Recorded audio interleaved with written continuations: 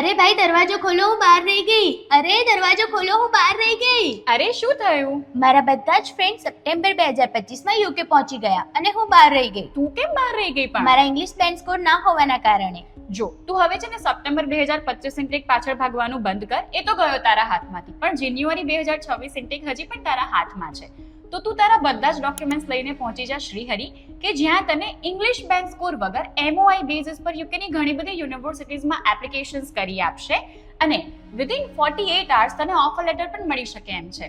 સાથે સાથે 10,000 પાઉન્ડ સુધીની સ્કોલરશિપ પણ મળી શકે એમ છે. જોયું ને? તો તમે પણ જાન્યુઆરી 2026 ઇન્ટેક જો મિસ કરવા ના માંગતા હોય તો પહોંચી જાઓ. ક્યાં ખબર છે ને? શ્રીહરિ.